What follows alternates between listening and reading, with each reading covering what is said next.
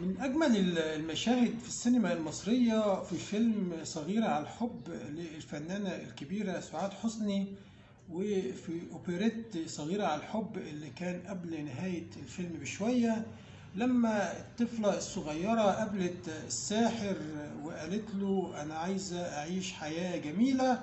فالساحر خيرها ما بين عيشتين، ولكن قال لها انت معاكي يوم واحد بس. خيرها ما بين العيشة اللي فيها ناس لابسة بدل وشيك قوي وبيلعبوا وبيرقصوا، وخيرها ما بين عيشة الصيادين الطيبين اللي لابسين ملابس عادية جدا.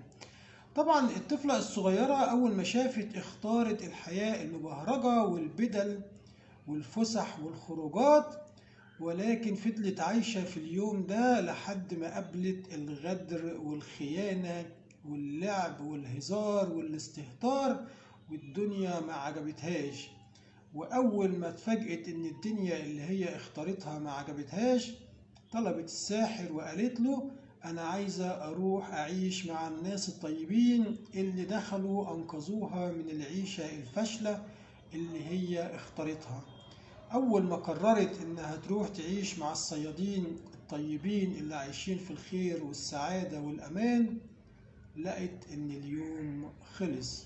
وكان أهم جملة بتتقال في الأوبريت اليوم خلص، وهي تقول له سيبني شوية كمان يا حزنبل، وهو يقول لها اليوم خلص.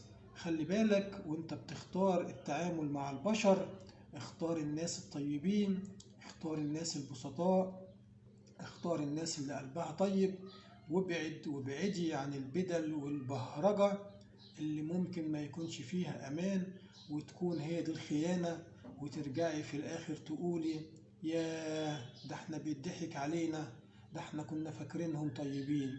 وأول ما تيجي تروحي للناس الطيبين تلاقي حزنبل بيقولك اليوم خلص. تحياتي محمد السيد.